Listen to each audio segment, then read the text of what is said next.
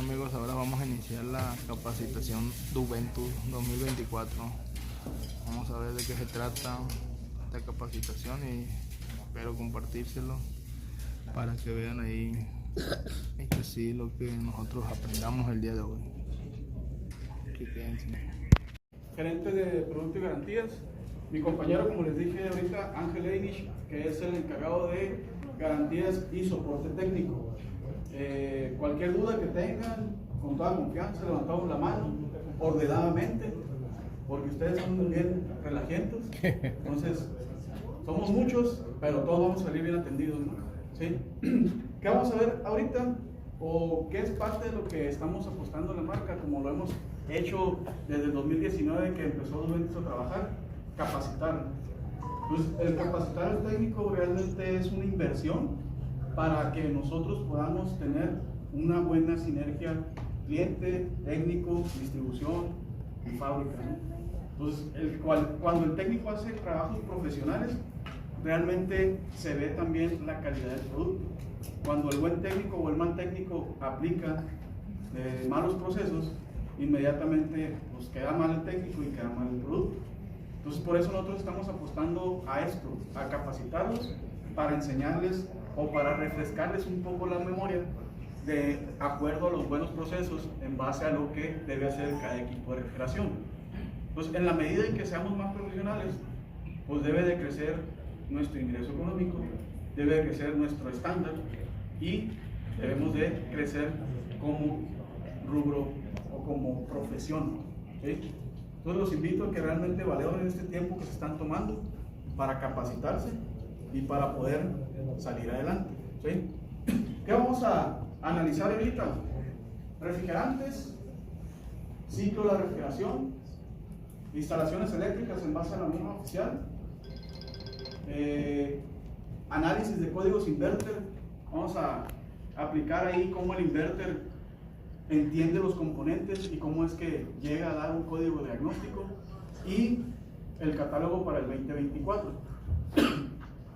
Ahorita está mucho el tema de el refrigerante. Hace como unos 10 años ingresaron los primeros equipos R410 y fue un pleito, ¿no? ¿Por qué voy a quitar el 22 si es muy bueno, si puedo instalarlo de cabeza y no sé nada, enfría? Hay equipos que tienen 20, 30 años y todavía siguen enfriando con R22. Entonces sí es un cambio muy noble, que todavía sigue hasta la fecha echando chingazos ahí en los equipos, pero su potencial de dañar a la capa de ozono era muy alto, su calentamiento global era alto, y empieza a migrar a 410. Esa migración fue muy de toma y daca, ¿no? Porque muchos técnicos no estábamos preparados para trabajar un refrigerante R32 que trabaja con otro aceite, de 1.410, perdón, que trabaja con otro aceite, y eso hacía que mi proceso como técnico se tuviera que hacer más profesional. ¿Por qué? Porque el R22, a comparación del R410, pues si no hay un buen proceso de vacío, tenemos un daño en el sistema. Si no hay un buen proceso de instalación, tenemos una reacción adversa al ciclo de la refrigeración, y pues éramos muy rejegos a querer cambiar un gas que era muy tolerante, muy alcahuete por los malos procesos, y hasta que todas las marcas se pusieron de acuerdo y dijeron ya, hasta aquí, se cerró la frontera, entra puro R410, pues cambiamos nuestra forma de chambear, ¿sí?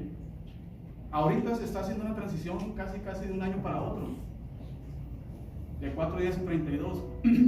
¿Por qué se está haciendo esa transición? Porque el R32 te ofrece menos potencial de calentamiento global, te da más eficiencia, y por consiguiente, pues todos vamos a aportar a mitigar el tema que está muy de moda ahorita, que es el calentamiento global.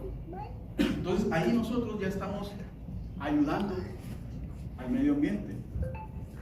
A pesar de que tengamos todavía algunos otros que otro técnico ahí que suelta gas o deja fugas, pues ese tipo de refrigerante va a tener menos capacidad o menos daño hacia el medio ambiente. ¿Por qué estamos migrando a R32? Porque así lo está pidiendo el mundo, por así decirlo, ¿no? ¿Sí?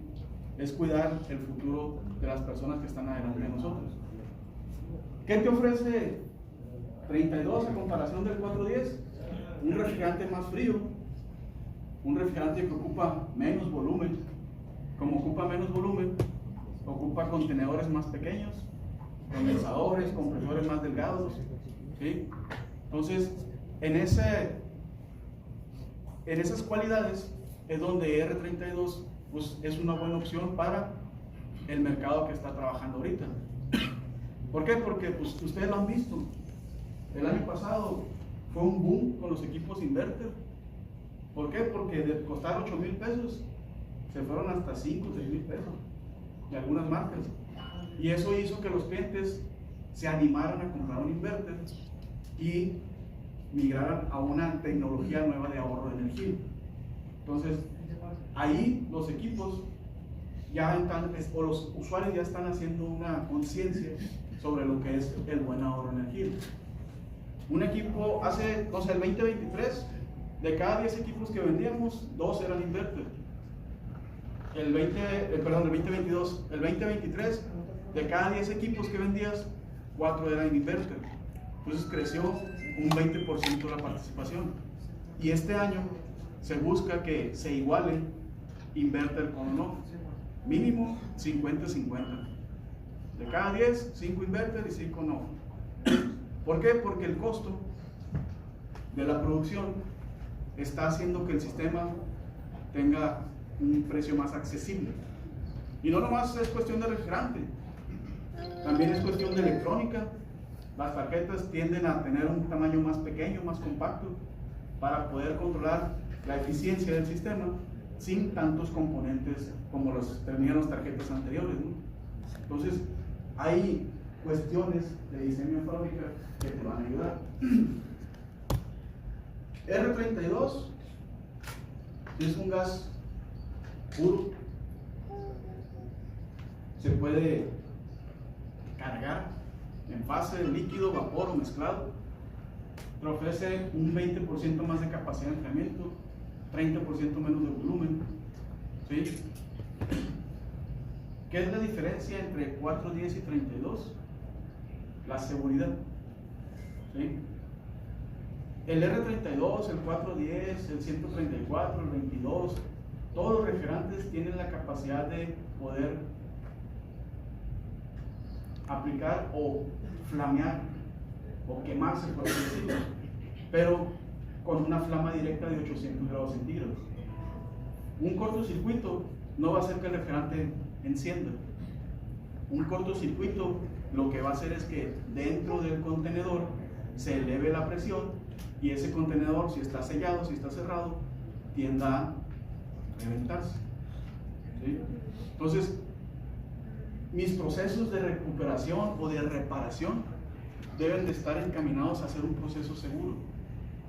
Si tengo una fuga de cualquier refrigerante, señores, no nomás el 32, lo que yo debo hacer es evacuar, sacar ese refrigerante, meter nitrógeno, limpiar con el nitrógeno y volver a sacar el nitrógeno. Porque aunque mi sistema esté en 0 PSI, tenemos un aceite que está mezclado con refrigerante, que cuando yo aplico calor, ese refrigerante se libera por la temperatura que se eleva y tiende a aumentar la presión. Y si yo tengo el condensador, el kit y el evaporador conectados, aunque tenga una fuga grande o una fuga pequeña, yo voy a acumular una presión que puede ser o que puede generar una explosión, ¿sí? Entonces el refrigerante no se va a encender con una chispa. Si mi proceso de trabajo es defectuoso, yo voy a ejercer una presión que haga que el contenedor se reviente. Y es con cualquier refrigerante. ¿Qué es lo que se quema cuando hay una chispa? El aceite que va mezclado con el refrigerante que sale a presión por el borne. ¿Qué es lo más común que pasa cuando el compresor revienta los bornes? Flamean. ¿Por qué flamean? Porque la chispa hace que el aceite se encienda y como sale a presión por el borne, flamea el contenedor. Pero no se quema, ¿sí? todos los videos que hemos visto en internet. Acuérdense que lo que se ve es nada más el boom y el técnico volando. Super técnico. De hecho, creo yo que es el punto más débil, ¿verdad? Los bordes. ¿Sí? Hay que sí. Sí. ¿Por qué es el punto más débil? Porque es uno de los puntos de conexión que está flexible, que no está fijo. ¿Por qué? Porque tiene el conector por dentro del borde, en la parte inferior, tiene el conector recto. Te digo porque a mí sí me ha pasado pues eso de cuando empecé esto, a mí me explotó un R22. Bien perro, era un RD pues de esos que le llaman. Bien perro tronó. Sí. Unos O sea, tres. tienes tu borde y tienes tus terminales. Si la terminal por alguna razón empieza a vibrar y se cae, cuando se separa es cuando crea el cortocircuito, porque estamos haciendo un falso contacto. Si la bobina se aterriza, creamos un cortocircuito. Y si se aterriza la bobina, el compresor pues, se eleva la presión y el punto más débil es el plástico que tiene el borde de aislamiento. Y ahí levanta, saca la mano, como le dicen. Bien machín. Macizo. ¿Por qué se sobrecalienta? Por exceso de trabajo, por caídas de tensión, porque el condensador no tiene base, está en una lámina bailando. Todo lo que sea vibración va a ejercer un movimiento sobre todos los conectores. ¿Sí?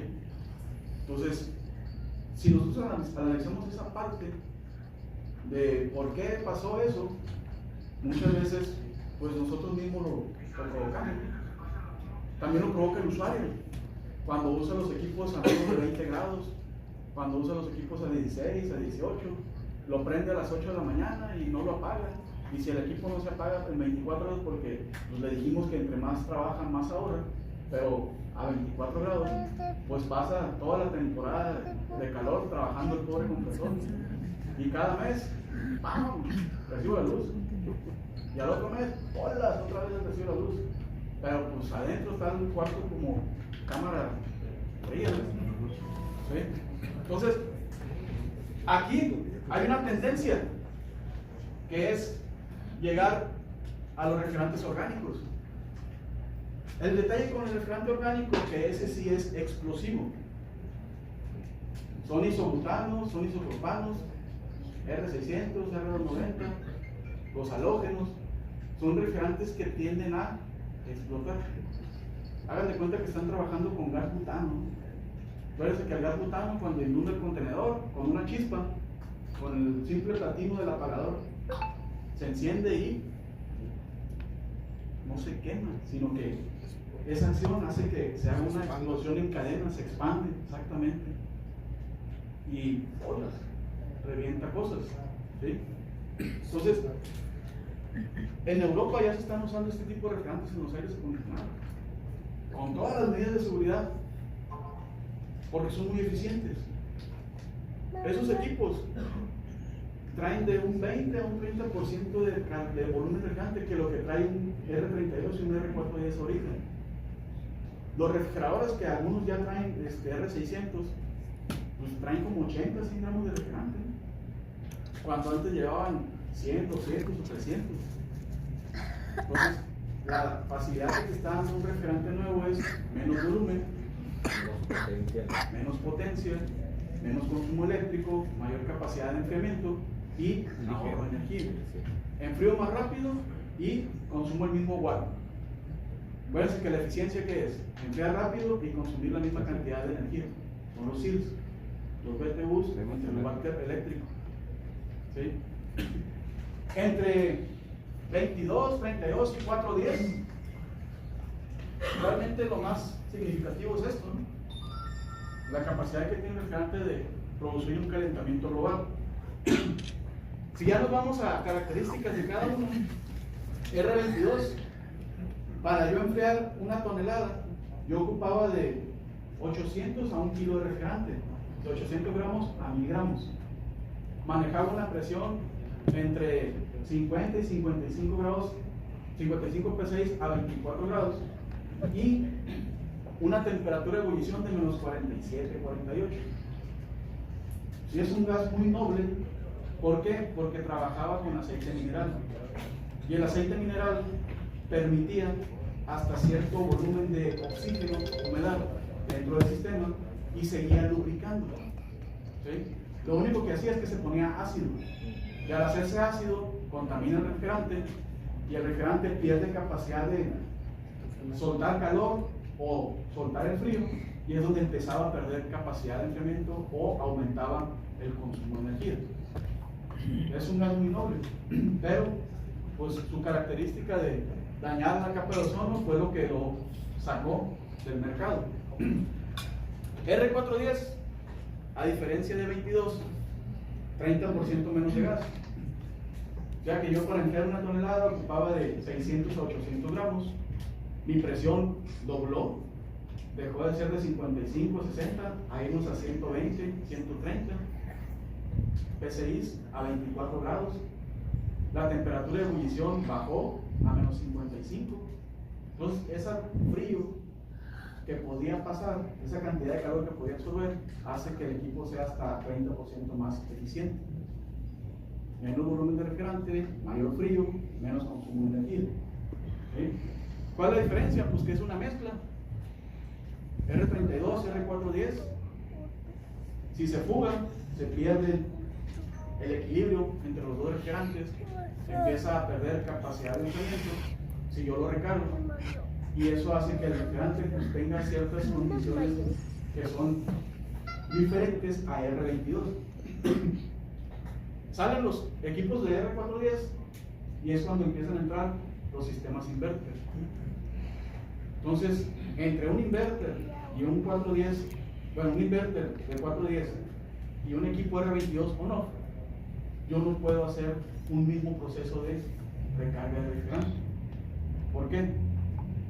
Si yo quiero recargar un on-off, es hasta cierto punto fácil. Presión y amperaje. ¿Sí? Mayor presión, mayor amperaje. Menor presión, menor amperaje. Pero muchas veces teníamos el concepto erróneo de igualar el concepto presión con el concepto volumen. El volumen es lo que mi sistema necesita para hacer que el aire acondicionado trabaje de forma eficiente. La presión es la capacidad que tiene el refrigerante de reaccionar al cambio de temperaturas. Y ninguno de los dos es el mismo concepto. ¿Sí? Si yo tengo 120 libras de presión, puedo tener 400 gramos de refrigerante, que es casi el 50% menos de lo que lleva un sistema. Puedo tener 100 libras de presión y puedo tener 1 kilo de refrigerante dentro del sistema. Tengo baja presión, pero tengo mucho volumen. ¿Por qué tengo baja presión? Porque a lo mejor está sucio, no está circulando el aire, se está congelando, se quedó pegado al relay. ¿Sí? Entonces, todas esas condiciones afectan a un proceso de una recarga. En el inverter metemos otra condición: la velocidad del compresor. Mayor velocidad, mayor volumen de desplazamiento.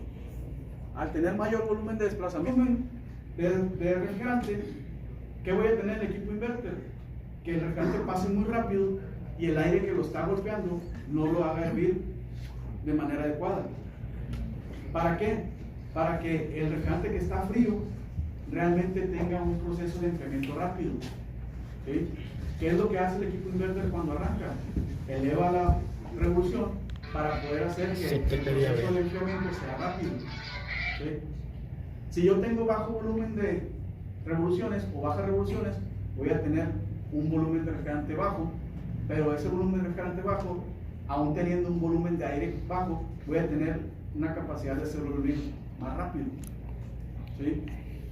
Entonces, ahí mi proceso para reparar o para volver a poner un equipo en un buen nivel de refrigerante es peso, volumen de refrigerante. ¿Sí? Meter refrigerante en base al peso. Me decía un técnico en Hermosillo: menos volumen y es energéticamente más eficiente. El refrigerante 32 lo va a sustituir al 100% en todos los equipos, porque yo estaba leyendo que el refrigerante 32 nomás en puro mini split. Pues. El mini split, ahorita es donde está trabajando el mini split, porque creo que a nivel nacional ustedes lo han visto. Si yo trabajo en aire acondicionado, tengo más casas residenciales que áreas comerciales. O sea, a lo mejor en toneladas de enfriamiento, pues andamos ahí 50, 60 en light commercial y mini split, que es área residencial. Entonces, en área residencial es donde más se consume energía. ¿Sí?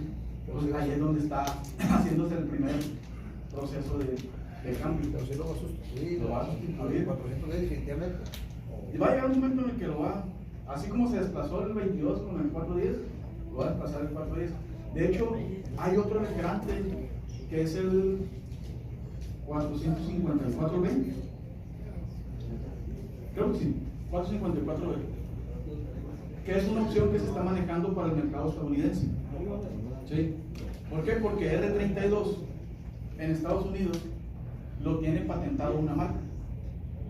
Entonces las demás marcas que trabajamos en Estados Unidos no podemos ingresar con un refrigerante R32 en los sistemas de aire acondicionado. Si no pagamos. Porque estaba viendo también que tiene ventajas el 32, porque si pierde carga, media carga, tiene la ventaja que lo puede recargar. Aumenta tu seguridad con el sistema. Pero también sean seguros. ¿Sí?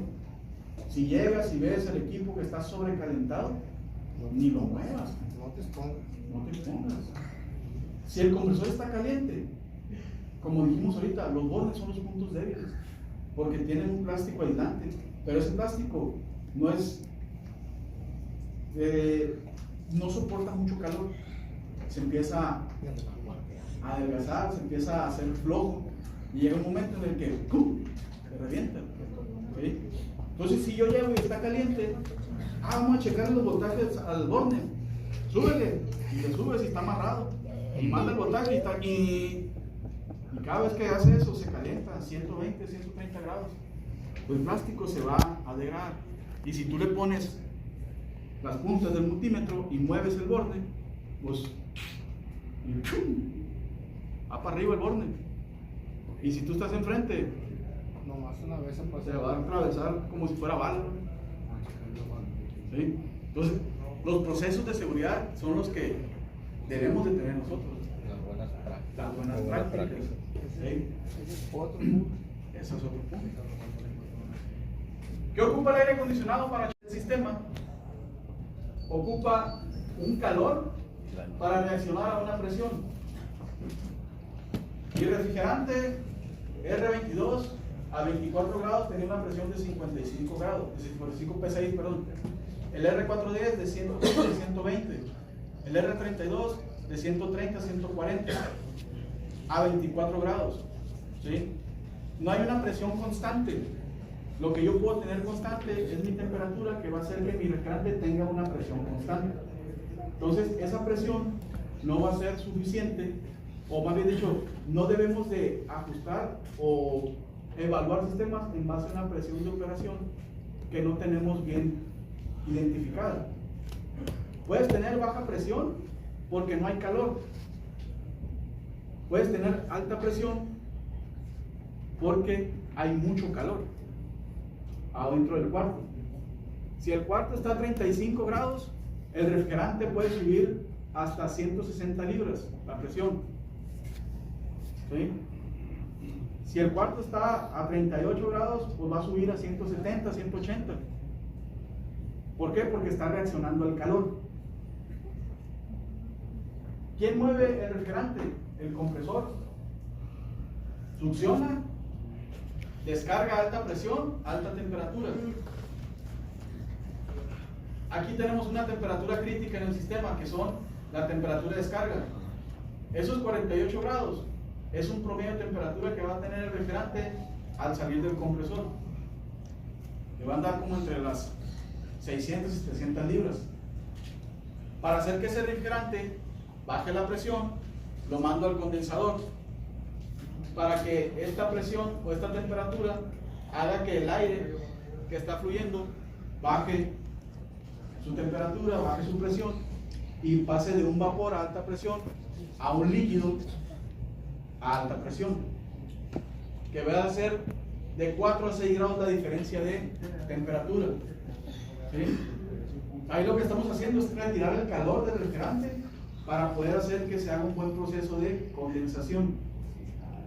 Para que cuando se condense ese refrigerante y llegue al capilar, baje su presión, baje su temperatura y pueda entrar al evaporador y haga un buen proceso de enfriamiento.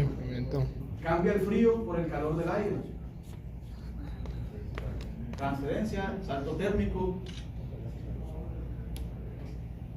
Entonces, de la válvula, 2 días, ya va el refrigerante frío. ¿Sí? Antes del capilar, mi refrigerante debe estar 100% condensado, o sea que debe pasar líquido al 100% para poder hacer un buen proceso de expansión. Cuando sale del capilar, baja presión, baja temperatura, sigue siendo un líquido saturado que va a ayudar a que el sistema enfríe. Cuando llega al evaporador, lo que yo hago es detener su velocidad. El distribuidor que tiene el serpentín del evaporador antes de entrar a las líneas hace que el refrigerante se tranquilice, baje su velocidad, y al bajar la velocidad hago que baje más la presión y puedo ofrecer más frío. ¿Sí? Si yo tuviera una mirilla o una válvula de servicio en la descarga, mi presión de R32 iba a estar entre los 200, 180 más o menos. ¿Sí? El R410 andaba entre los 180, 160 libras. Entonces cuando llega el evaporador, por la acción que hace el evaporador de retener ese refrigerante, hace que baje la presión y el aire empieza a enfriarse.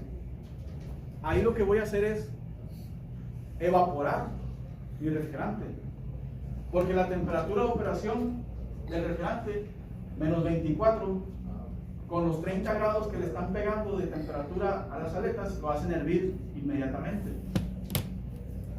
Debe de retornar a una temperatura entre 12 y 18 grados, dependiendo del refrigerante. Aquí yo puedo retornar con un líquido que haga que el compresor baje su temperatura.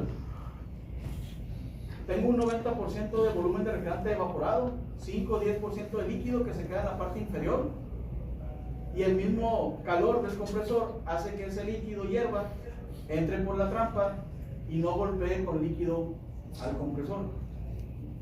Cuando yo empiezo a retornar con líquido, 30-40% de refrigerante, es cuando yo golpeo con líquido mi compresor, que es cuando se empieza a congelar. ¿Sí? Puede ser por bajo volumen o por baja temperatura de operación en el sistema. Si el equipo, el cliente lo maneja a menos de 20 grados, lo hace trabajar tiempo de más.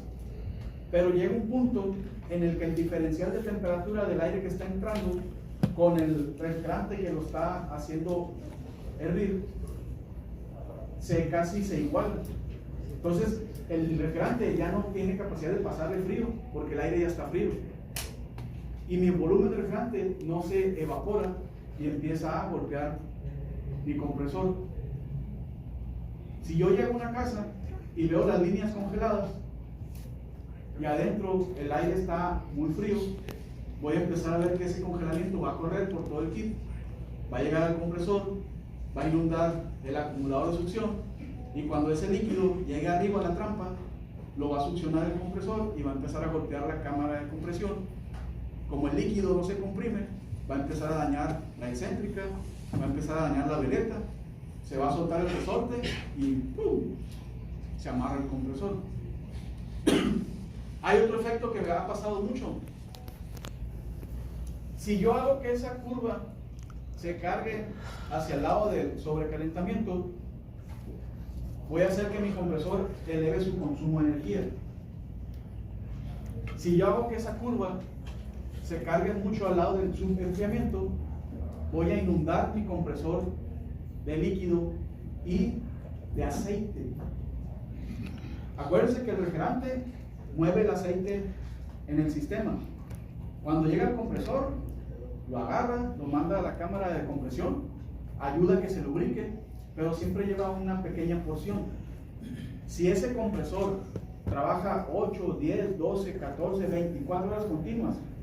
El refrigerante empieza a vaciar la cámara del cárter y se lleva el aceite al punto más frío, el evaporador. Mi evaporador se inunda de aceite porque la temperatura de operación está por debajo de los 20 grados y está haciendo que mi compresor trabaje tiempos prolongados.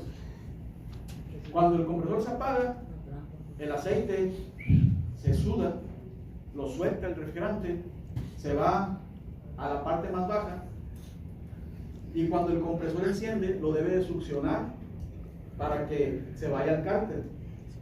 Pero si es demasiado ese volumen, si mis 250 mililitros de aceite están en la salida del evaporador, cuando el compresor los jale, es demasiado el aceite que llega a la cámara de compresión y hace que la excéntrica no gire y se queda atascada. Mecánicamente no está dañado, está inundado de aceite. ¿Sí? Eso pasa mucho en las cámaras frías o en las cámaras de congelación porque manejan una temperatura muy baja. Pero ¿qué tiene el compresor? Una resistencia en el cárter. Si yo caliento el cárter de mi compresor, hago que el aceite tienda a evaporarse y se mueva de lugar. Pero mi equipo no está diseñado para manejar temperaturas por debajo de los 18 grados. Y yo no ocupo una resistencia de cárter. Lo que ocupo es que el usuario lo maneje de manera adecuada. ¿Sí? Entonces, los usuarios también provocan los daños en los compresores, no nomás un falso proceso de vacío. ¿Sí? ¿Qué necesito aquí? Sobrecalentar el refrigerante, pasar de vapor saturado a un vapor a alta presión. ¿Sí? Cambiar de vapor a alta presión a líquido a alta presión mediante la acción del flujo del aire del aspa. Sobreenfriamiento de líquido. Si yo tengo un volumen de líquido excesivo, voy a hacer que mi carga de refrigerante se descalibre y hacer que el refrigerante evapore. Estos puntos son básicos para que el refrigerante trabaje de manera eficiente. Traigamos pilas. Ya estamos listos para el R32 entonces. Antes de sacar el R32 hay que enseñarles, ¿no? Porque pues si lo sacamos y no tenemos nada de información que brindarles, ¿para qué sirve? Y otra cosa muy importante que también debemos de conocer son las buenas prácticas de la instalación eléctrica. Cada vez que vienen a dar un curso me hablan de instalaciones eléctricas, ya estoy hasta la madre de esto. Ya me las sé todas, tengo 30 años instalando. ¿Sí? Pero si me voy a todos los techos de los domicilios, el 80% no tiene tierra física. El 80% Aquí no. de las fallas de los equipos son provocadas por malas instalaciones eléctricas. Por eso es que cada vez vamos a este mismo tema. Que me negaron la garantía, que las garantías se batallan mucho con esa marca, que esto y lo otro. Por eso es que cada vez vemos este tema. Y aquí lo vamos a dejar muy bien explicado. Pero antes que nada, vamos a ver qué temas vamos a llevar a cabo. Primero que nada, vamos a dejar bien definida la parte de qué es el voltaje, qué es la corriente y la resistencia. ¿Por qué? Me marca un técnico y me dice: creo que el equipo está consumiendo demasiado porque a la señora le llegó mucho en el recibo de la luz. ¿Qué corriente está consumiendo el equipo? Le pregunto. 220 volts, me dice. Ya no entendimos bien esta parte, ya no dejamos claro qué es el voltaje y qué es la corriente, ¿no? Y peor tantito, pues la resistencia. ¿Qué es una resistencia? Ah, no, pues lo que calienta en el boiler, ¿sí? Pero aquí vamos a ver más enfocado a qué es, ¿no? Situaciones que pueden provocar fallas en nuestros equipos. Hablando de instalaciones eléctricas, ¿qué malas costumbres tenemos para provocar que nuestros equipos fallen, ¿no? Correcta selección del conductor. Según la norma oficial, los equipos deben de contar con ciertos parámetros para seleccionar el tipo de conductor adecuado, el calibre de cable adecuado, el protector térmico adecuado. Y aquí nos vamos a enfocar también en esa parte. Cables y sus respectivos colores. Tengo instalaciones eléctricas 220 con 2 cables blancos, con 2 cables azules. Si queremos hacer una instalación eléctrica de calidad, pues seleccionamos el color adecuado que debe ser. Y no lo estoy regañando, porque por ahí me salió uno que tiene sentido, que se sintió regañado porque les dije, me regañan por el color del cable que escojo, ¿sí?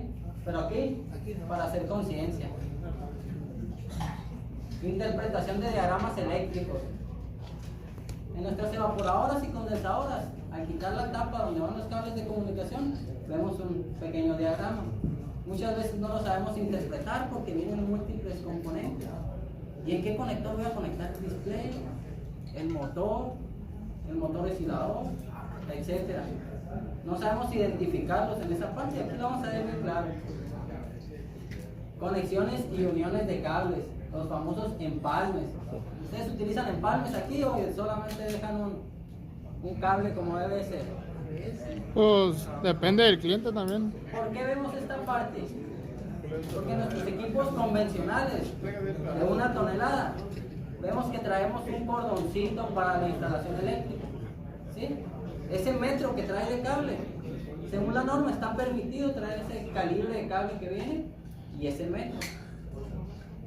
Pero a la hora de hacer los empalmes no lo hacemos de la forma adecuada, ¿sí? Ya los equipos de 1,5, 2, inverter, ya no traemos ese cable, ya tiene que ser un cable solo, ¿no? Sin realizar empalmes. Por eso vamos a ver cuáles les recomiendo los más adecuados, qué es lo que debemos de hacer. Y al último, recomendaciones para hacer instalaciones eléctricas de calidad.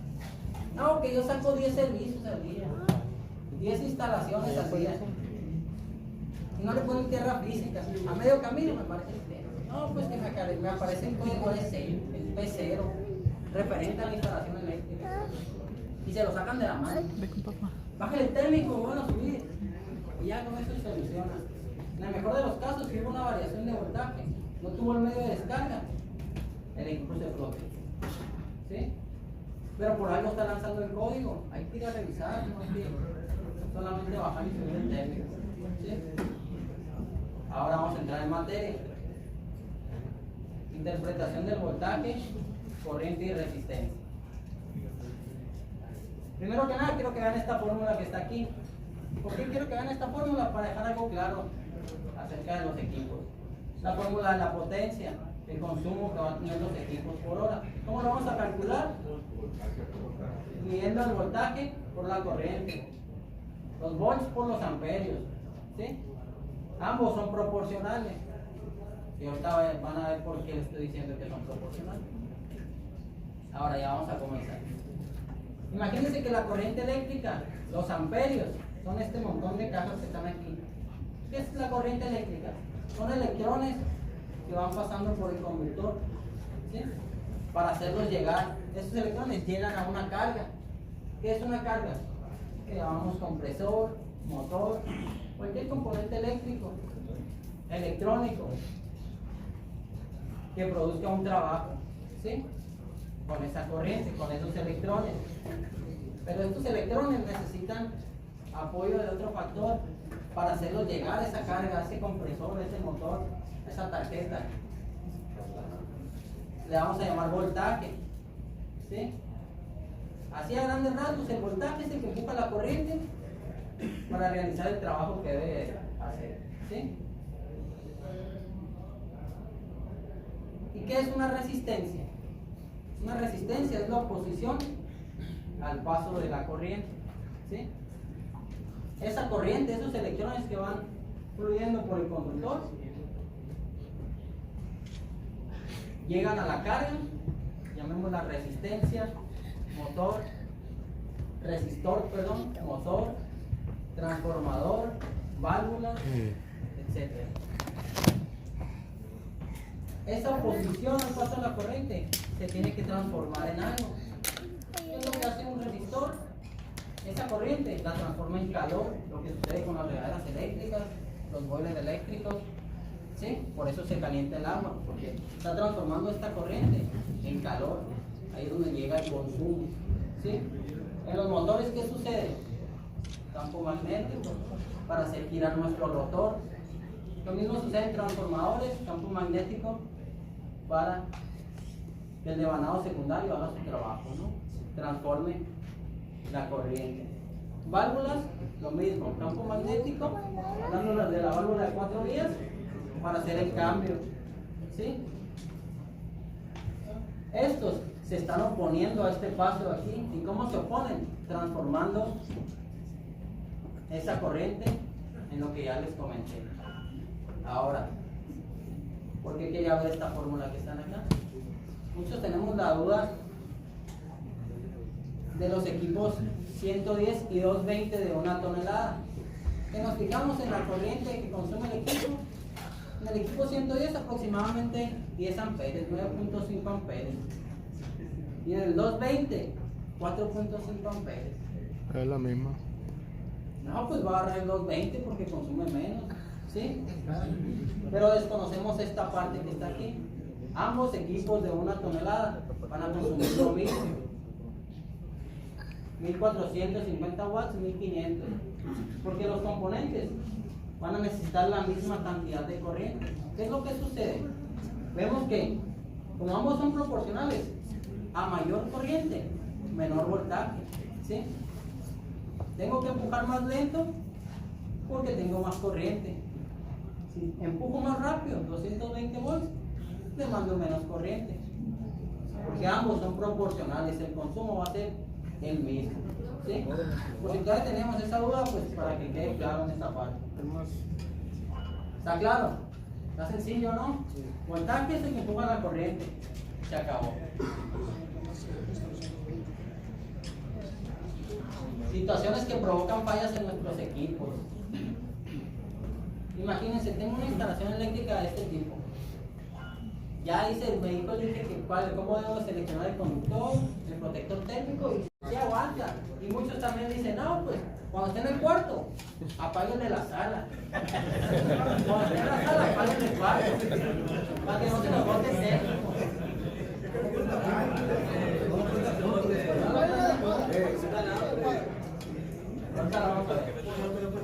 Entonces, Un reloj y ya. otros, más chingones. Este lo ponen más arriba todavía. ¿Ah? ¿Sí? Y tengo prendido un aire. Y este está consumiendo de más, ya se nos está dañando. No le dejamos tierra física y ahorita se está dañando el equipo, está consumiendo más. Pero el protector térmico nunca lo va a detectar, nunca se va a botar. ¿Por qué? Porque lo dejamos demasiado sobrado. ¿Sí? Entonces, para cada equipo debemos de tener una toma de corriente independiente. Otra cosa en la que nos debemos de fijar es en estas partes de aquí. Al hacer derivaciones, al hacer empalmes, producimos puntos calientes. Mis datos, porque esta ficha técnica es para ustedes, ¿sí? Aquí ya vienen datos específicos que el cliente con la etiqueta que viene en el equipo no está incluido. Viene la corriente mínima y máxima que va a consumir el equipo. En equipos inverter nos tenemos que basar en esta parte, en esta ficha técnica que está aquí. ¿Sí? Al final les voy a pasar mi número, pues y todo esto, pues se lo voy a compartir. Solamente está recortado para equipos de 1 tonelada, ya se ocupa para 2, 3 toneladas, se los voy a compartir. Entonces tenemos el consumo mínimo y máximo, ¿ok? Pues en esto me voy a basar para seleccionar el cable. Bueno, te voy a hacer caso a la norma, 28.5 amperes. Ahora, ¿cómo sé qué calibre de cable debe utilizar? Nos vamos a ir a esta tablita que está acá. Esta tablita nos dice el soporte de la corriente según el calibre del cable. Y cada cable tiene sus propiedades, ya sea para soportar menor o mayor temperatura. ¿Qué hay de esas letritas que están ahí? ¿Qué significan esas letras? Ahorita también lo vamos a ver. Ahora vamos a seleccionar el calibre adecuado. 28.5 amperes decía el LRA. ¿Cuál es el adecuado aquí? El 10. Calibre 10. ¿Y el 8 por qué no? Está más caro, ¿no? Sí, 28.5 amperes es el máximo. O sea que el trabajo pues no va a ser los 28.5 amperes, solamente cuando esté bloqueado el compresor. Pues Vamos a agarrar el que aguanta 30 amperes. Es más que suficiente. Este que está aquí, ni lo volteen a ver, ahorita vamos a ver por qué. ¿Qué significan las letritas? Aislamiento, calor, Son las resistencia, propiedades que tiene el resistencia, cable, ¿sí? la Todos humedad. los cables ya vienen con la T. El plastiquito, el forro que tienen los conductores. Si tienen una H, como lo vemos acá, quiere decir que es resistente a 75 grados centígrados, a la temperatura de 75 grados centígrados. Si tiene dos continuas, 90 grados centígrados. La W, que es resistente a la humedad. No quiere decir que lo vas a tirar por abajo de la alberca, no sé si aguanta el cable. No. Es resistente a la humedad. LS, de los gases, si va a provocar un fallo y se quemó ese conductor, esos gases no van a ser tan contaminantes, ¿sí? Y el SPT, el famoso cable POP, con el que muchos conectan lámparas, no sirve para nada, ¿sí? He visto instalaciones eléctricas con ese cable, no lo usen. ¿Perdón? Las mismas propiedades que tienen los otros, no soportan la misma cantidad de corriente. Pues yo puse un 12 para el de 1 tonelada. No podemos poner un 12 para el de 1 tonelada. ¿Por qué? Porque no va a soportar la misma cantidad de corriente. Y no tiene las mismas propiedades. No es resistencia a la humedad, a la temperatura. 60 grados centígrados. No sirven aquí 60 grados centígrados. 90. Lo más recomendable es 90. ¿Por qué? Porque lo dejamos tirado por el techo, ni tubo, le ponemos muchas veces. Sí, Tenemos una instalación eléctrica adecuada. varios. Hacemos el cálculo según sea el lugar de instalación, pues vamos a seleccionar los neutros, tierras físicas. Que me imagino que ya los conocen todos ustedes. No sé, es que están bien preparados. Normalmente en los cables de comunicación utilizamos estos colores nosotros. El café para la fase, el azul para el neutro, tierra física, verde con amarillo. ¿Sí? Pero vamos a la ferretería y no encontramos estos cables. No encontré el café. Normalmente no se encuentra el café. Pues tenemos la opción del rojo o el negro también. ¿Sí? Para los neutros, el blanco o el azul. Tierra física podemos utilizar el amarillo o el verde. Simplemente el verde con amarillo, ¿no? Pero ojo. Estamos hablando de color. Solamente estamos hablando de código de colores, pero para la tierra física, como la corriente no es la misma con la que se descarga, vamos a utilizar un cable 12, un cable 14, no pasa nada. Pero ojo, anteriormente no se usaba el mismo código de colores. Hay que checar la antigüedad del domicilio, la antigüedad que tienen los cables, para seleccionar o conectarnos según sea el código que se usaba anteriormente. Así es. Porque la tierra física antes la dejaban pelona y vámonos directo hacia allá. O se usaba el cable gris para la tierra física, ¿sí? Entonces hay que observar esta parte. La antigüedad, hace 60 años no se usaba el mismo código de color, ¿sí? Interpretación de diagramas eléctricos. Aquí vamos a ver en qué parte vamos a conectar cada uno de los componentes. Pero antes de eso, vamos a pisar calle. Estamos instalando nuestro equipo, un equipo 220, terminamos de instalar, condensadora, evaporadora, y vamos a conectar la alimentación eléctrica. Checamos centro de carga principal, mi comisión me dejó solamente una fase. Ya no nos van a pagar, ya perdimos 2 horas acá. ¿Sí? No, pues hasta que me termine la instalación, te voy a pagar. Pues ni modo, tienes que dejar el trabajo hecho.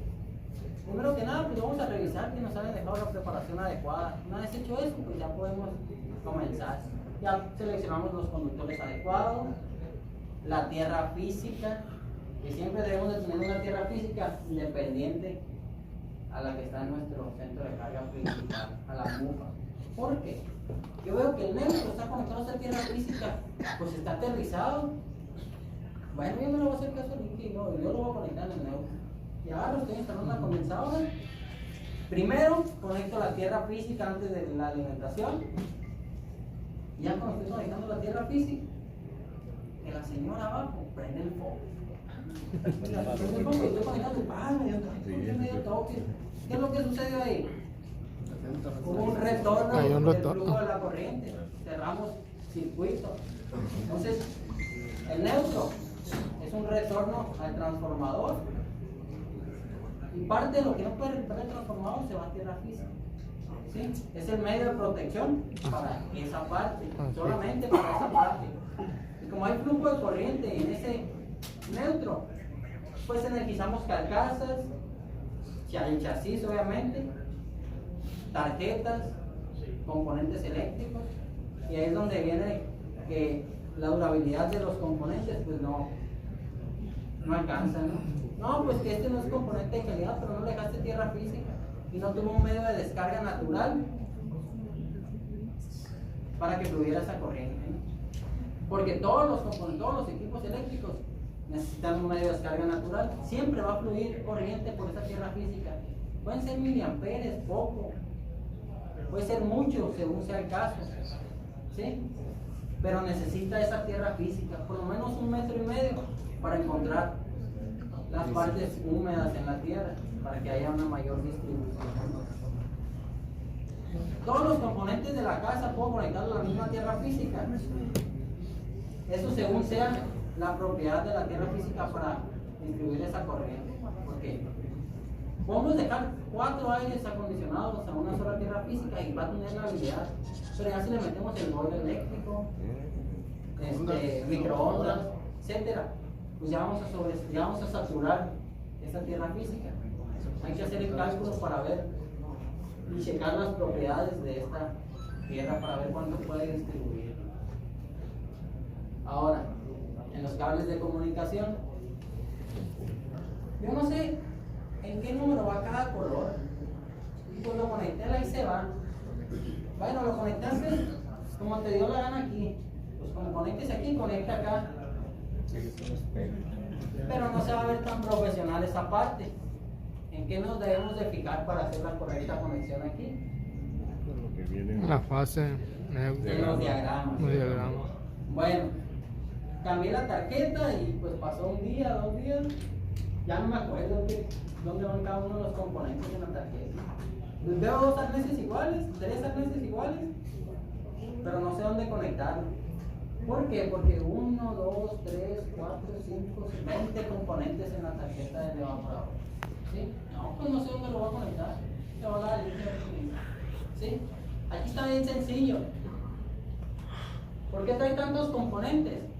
Porque esas tarjetas son compatibles con múltiples equipos. ¿Qué es lo que sucede? ¿Qué es lo que cambia? El procesador, cerebro del equipo, que se distribuye las señales a cada uno de los componentes para hacerlos trabajar en conjunto, y el nombre de los conectores, ¿sí? Entonces, cada componente que traiga la tarjeta en el diagrama, si dice la palabra opcional, no está incluido en ese componente. ¿Por qué dice opcional? Porque son compatibles con los equipos. Puede ser que otro equipo diferente cuente con el calentador, cuente con más motores y osciladores, ¿sí? Bueno, veo 3 motores y osciladores aquí. ¿En dónde los voy a conectar? En el que no diga la palabra opcional. Ah, pues vemos que tenemos un motor oscilador. Me voy acá en el conector CN5 1. Ah, pues ahí va. Y ya se hizo. ¿Sí? El único componente que va a decir la palabra opcional, pero sí va a ir incluido, es el motor del evaporador, hablando de la tarjeta del evaporador, ¿no? ¿Por qué? Porque lo podemos encontrar en corriente directa y en corriente alterna. Bueno, ¿y cómo diferencio si es de corriente alterna o de corriente directa? ¿En la etiqueta o en el conector? Así es, lo vamos a checar en la etiqueta del motor, pero más fácil. Los tipos de conectores. El de corriente alterna cuenta con 2 conectores. Uno, que es para la alimentación eléctrica, y el otro para el sensor de velocidad, sensor de efecto Hall, nuestro marcapasos, ¿no? En el de corriente directa solamente traemos un conector, porque ese sensor de velocidad ya viene incluido en la tarjeta que viene dentro motor. Si les ha tocado desarmar los motores, ven que tienen un pequeño módulo ahí. Pues ya viene incluido el sensor de velocidad. Ahora, pero pues ahorita me dijiste que los cables y los colores y todo eso. Aquí viene. Ubicamos la terminal, donde está el 1, 2, 3, 1 NL. Y aquí vamos a identificar para el 1, que es la señal. ¿Qué es la señal? La señal es la comunicación entre ambas tarjetas. ¿Sí? Cuando se mandan señales, y ahorita lo vamos a ver también en el WhatsApp. Es el de color negro. Para el N, como ya vimos en el código de colores, el azul. El L o el 3, rojo o café. ¿Por qué negro no? Para identificarlos de la señal. ¿Sí? Eso ya es más proceso interno. Y lo mismo va a suceder para la tarjeta del condensador. Pero aquí sin excepción. Todo componente que traiga la palabra opcional no va incluido. ¿Sí? Vemos compresor, no trae la palabra opcional. Acá dice opcional, pero es la tierra física. Sensores, no trae la palabra opcional, pues sí los trae. Todo componente que no tenga la palabra opcional, ahí debe estar conectado. ¿Sí? Y lo mismo sucede con los cables de comunicación. Y para la alimentación eléctrica me regreso al evaporador. Alimentación va en el evaporador. ¿Sí? Pues me voy en la línea. En el relay pues tiene dos patitas. Muchas veces no sé en qué patita lo voy a conectar. En qué terminal lo voy a conectar. Esa terminal trae una etiqueta que dice AC-L. Ahí es la entrada. ¿Sí? Y la salida pues va a la línea de comunicación. ¿Sí? ¿Qué es lo más recomendable a la hora de realizar un empalme? Colocar terminales, agarramos y ponchamos. Y luego un baño de estaño también para que queden bien fijos, ¿no? Nuestro aislante y aceite. Pero no traigo terminales en mi caja de herramientas y no voy a ir a la ferretería. Estos son los empalmes que yo les recomiendo. Empalme de prolongación. Pelamos nuestro conductor aproximadamente unos 8 centímetros. Abrimos los pequeños alambres, entrelazamos y giramos en direcciones opuestas. Una vez obtenido este resultado, muchos lo que hacen es, ahí me pongo la cinta. ¿Sí? Pero no es así. Necesitamos cubrir esos espacios que se ven ahí, necesitamos cubrirlos con algo. ¿Por qué? Porque se va a sobrecalentar esa parte. ¿Sí? Estañarlo y poner estaño y el termo. Entonces agarramos el estaño y un baño de estaño también, ya que queden bien rígidos. Termofil. Ahí va nuestra cinta aislante. Si lo queremos hacer más bonito, pues nuestro tubo termorretráctil, ¿no? Retráctil. Lo mismo va a suceder para el empalme de unión Western. Seguimos los pasos que menciona aquí, un pequeño nudo, enrollamos en direcciones opuestas el cable y aquí el baño de estaño otra vez para cubrir esos espacios donde no va a permitir el flujo de la corriente. Una vez hecho eso, evitamos que el calentamiento que va a haber aquí sea mayor. ¿Sí? El consumo de la corriente no se eleve. Y este que está aquí, Hola de rata. no sirve para nada. ¿Sí? ¿Y qué hay de los capuchones? Yo he ido a Estados Unidos, he visto instalaciones eléctricas y en todos le ponen capuchones. Ajá, pero esos capuchones son de plomo. ¿Qué es lo que sucede cuando hacemos el contacto? Hay corrosión, ¿sí? Hay oxidación. Y ojo, aquí lo que dice el señor, en Estados Unidos utilizan una grasa llamada Norax que evita esa corrosión que se va a provocar. Pero aquí, si ven todas las instalaciones eléctricas y vemos que en una trae esa grasita, ese Norax, es ganancia. No la trae, nunca utilizamos, no tenemos esa. Pura grasa hecha así. ¿Sí? Entonces, este no se lo recomiendo. El cola de rata, lo que hacen, le ponen cola de rata y no le dan dos vueltas al aislante y con esto se hizo la mancha. Agarramos aquí con todo y ya se soltó. No hay una unión rígida, ¿no? Y la unión siempre tiene que ser escalonada. ¿Por qué tiene que ser escalonada? Para que si hay calentamiento, Ajá. que vayan a Evitar. Así es. Como estos son puntos calientes aquí, si lo dejamos en un solo lugar, ese calentamiento que va a provocar va a ser el derretimiento del aislante. ¿Sí? Hasta un punto donde van a hacer contacto y va a provocar el corto. Pero mal chamba, va a decir uno por ahí. Sí, pero tú provocaste ese daño. A la siguiente instalación ya no te van a hablar. ¿Sí? Unión escalonada. Derivaciones. No vamos a hacer derivaciones por lo que les acabo de comentar. Si en unión 1-1 hay calentamiento, imagínense acá. Este está adecuado para un equipo, este cable, imagínense. Hacemos derivaciones, ya no va a soportar el mismo flujo de la corriente. ¿Sí? Vamos a provocar más calentamiento, más consumo. ¿Sí? Protector térmico inadecuado ya. Para cada equipo, una toma de corriente independiente. Situaciones que causan una mala instalación eléctrica. Presencia de códigos de diagnóstico, en el mejor de los casos se nos protegió el equipo. Qué bueno. ¿Sí? Otra cosa, daños reversibles en la tarjeta.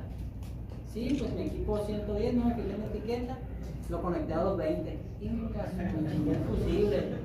No pasó al varistol. Al varistol. Nomás se nos dañó el fusible. Revertimos ese daño y conectamos de forma adecuada. Qué suerte.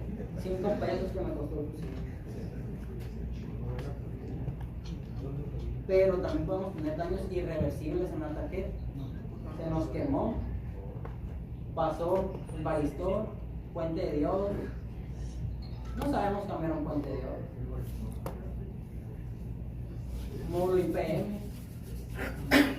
O ocupa una máquina En el peor de especial. los casos, múltiples daños en los componentes, tarjetas, compresor, motores, componentes caros. No, pues ya no va a quedar mejor cambiar el equipo completo, ¿no? ¿Dudas, señores?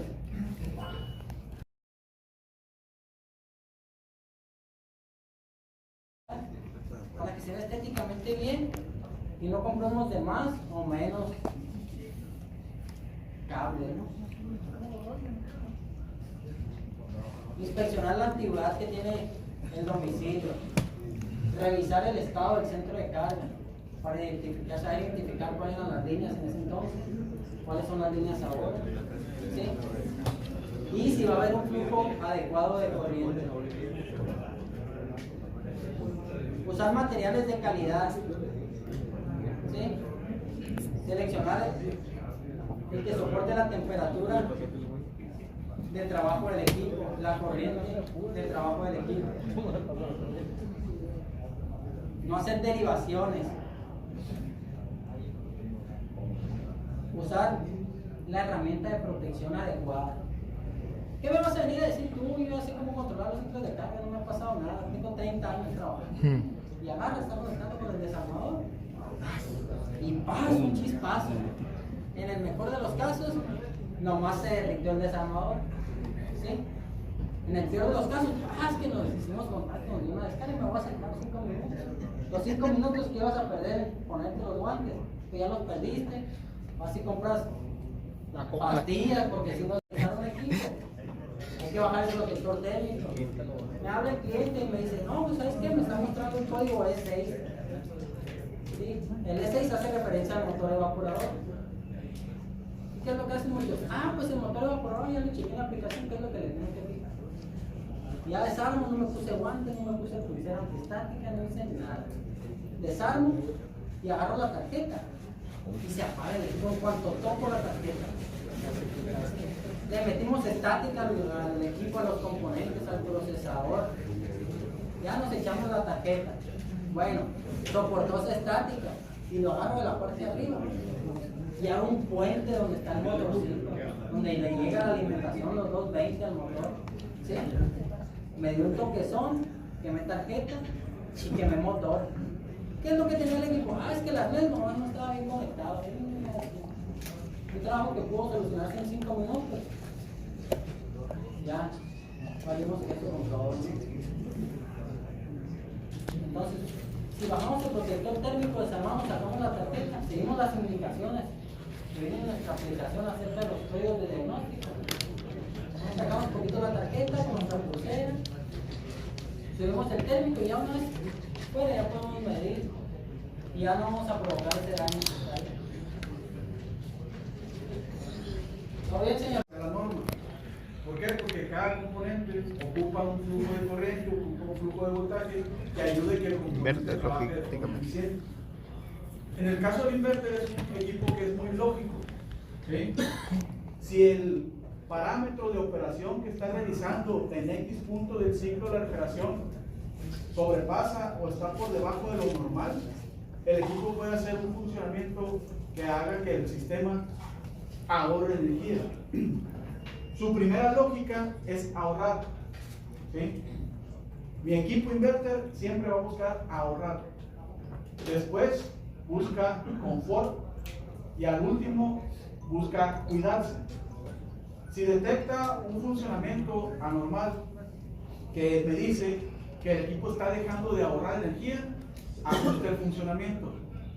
Después busca el confort. Y si no tiene ni ahorro ni confort, protege el componente. Ejemplo, si el calor afuera está a 50 grados y el cliente llega y lo pone a 16, pues él va a querer llegar a 16. Para poder llegar a 16, él tiene que aumentar su capacidad de enfriamiento, porque la lógica es 24-26 grados, que es una temperatura estándar de operación para darte un ahorro de energía en base a la eficiencia energética, que son los CIRS.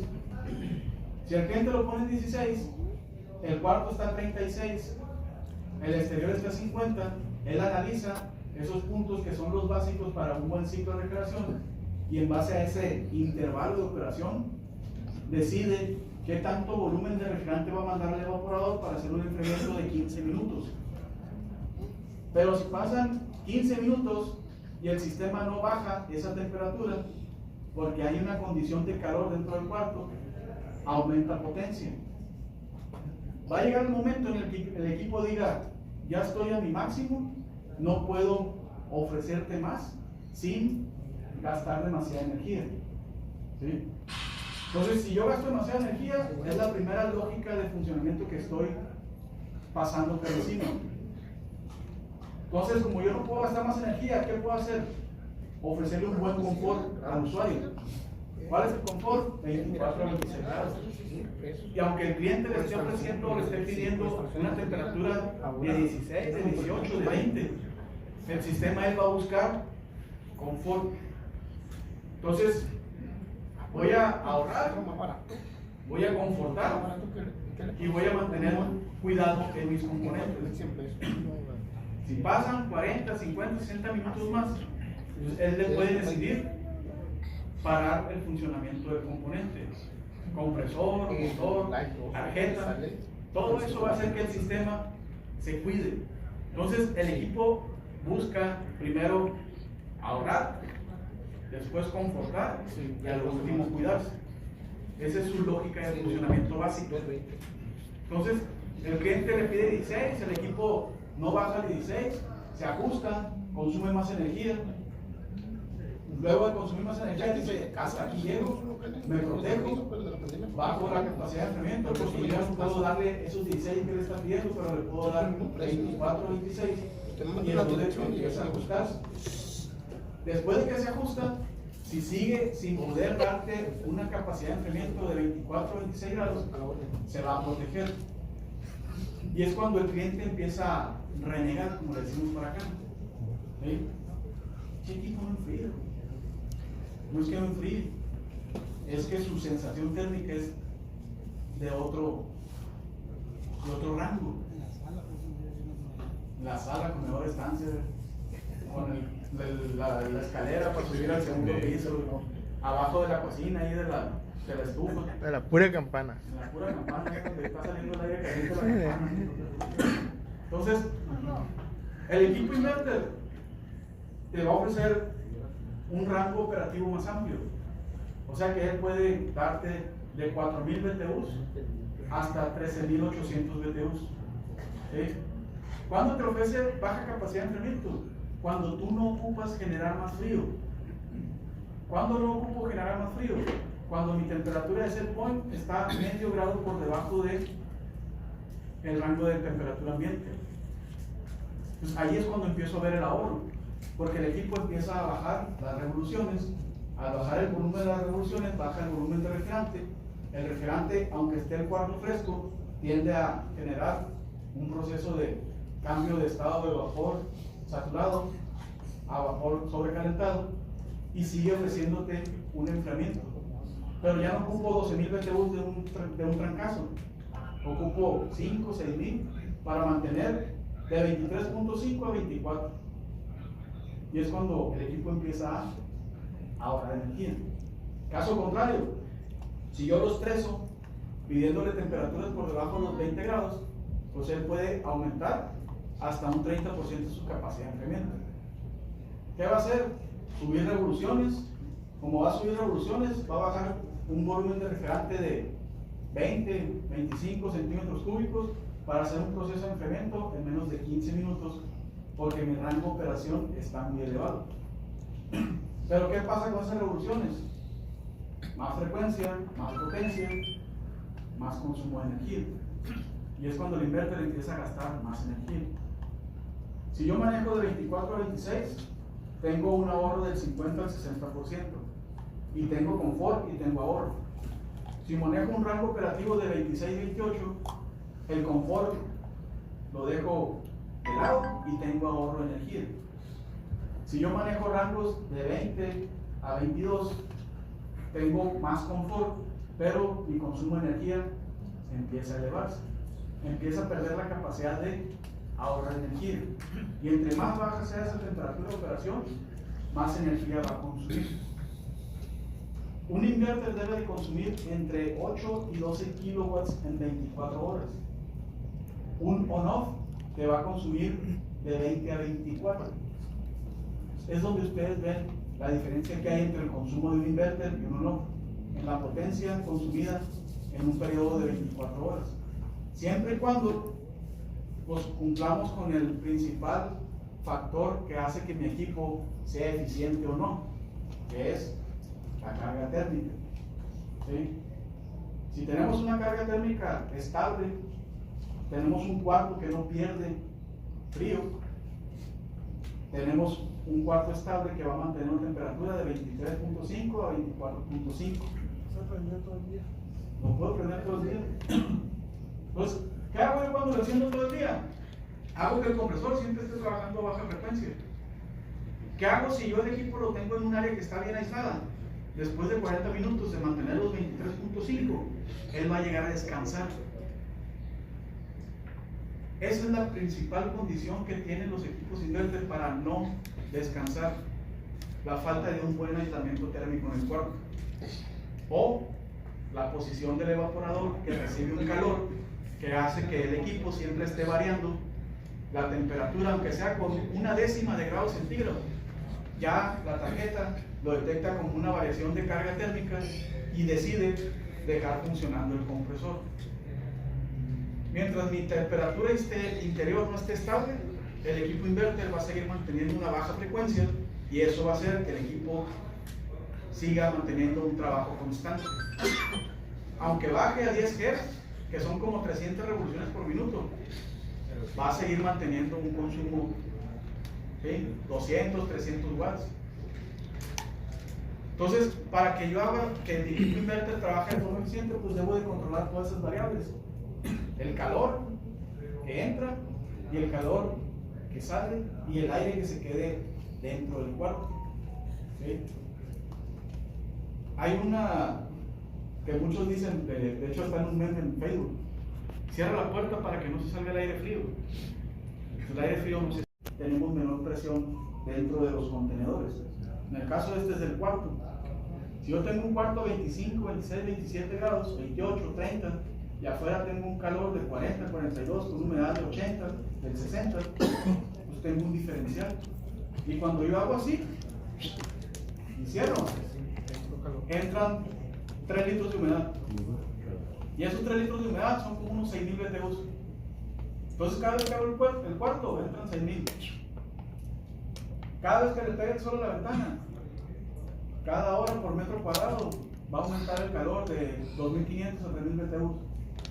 Y todo es una carga variable que hace que mi sistema inverter nunca llegue a mantener una temperatura estable. Y son condiciones de operación que hay dentro del cuarto. ¿Sí? Si la losa no está bien aislada, nada más es la pura losa de cemento de 7-8 centímetros, tenemos un calor que pega 40 grados y abajo bajan 36-38. Porque esa losa lo que hace es acumular calor en todo el área e irradiarlo hasta 10 centímetros hacia arriba y hacia abajo. ¿Sí? Entonces, si yo tengo mi equipo a 10 centímetros, estoy agarrando calor de la losa y estoy haciendo que el refrigerante se sobrecaliente sin hacer que el área se enfríe. ¿Sí? Entonces, todas esas condiciones impactan el funcionamiento del equipo. No agarra la bala. Como si la agarras de la pinche alta así de 30 centímetros. La agarras ahí al puro medio. Ahí sale agua todo el tiempo. Tenemos una pinche suerte que siempre que hacemos un barreno, Está la varilla. del corazón, que es el que consume del 60 al 80% de la energía, la tarjeta electrónica controla la potencia que está llegando, que es el voltaje alterno, y lo regula mediante un arreglo electrónico. Fuente de diodos que quita la señal sin unidad, el capacitor y el reactor filtran esa señal para mandarlo al módulo IPM, y el módulo IPM mediante pulsos ajuste la frecuencia y ajuste la polaridad del voltaje para hacer o simular una señal sin unidad que haga que mi compresor varíe las revoluciones de 10, de 30, de 40, de 50, 80, 180 Hz en base a los sensores de temperatura. Si el sensor de temperatura detecta baja temperatura de retorno del aire, quita frecuencia. Si el sensor de temperatura detecta calor, aumenta frecuencia. ¿Sí? Entonces ahí es donde empieza el equipo a ahorrar energía, cuando ya está el sistema estable, cuando ya tenemos una temperatura estándar de 24 o 26 grados centígrados. ¿Sí? Ahí es donde la lógica del funcionamiento empieza a trabajar. Si yo lo enciendo, lo primero que hace es revisar las temperaturas de los componentes que intervienen en el ciclo del aire acondicionado, que es el aire que retorna, la temperatura del serpentín, la temperatura exterior, la temperatura del serpentín del condensador y la temperatura de operación del compresor. ¿Sí? Entonces, cuando el módulo manda el compresor al voltaje, o le manda el voltaje al compresor, perdón, entonces empieza a fluir el refrigerante, y en base a ese flujo de refrigerante detecta el diferencial de temperaturas en los sensores de ambiente y hace el ajuste de funcionamiento cuando ya estamos en una temperatura estable de 24 a 26 grados. Aquí es muy importante la comunicación. ¿Sí?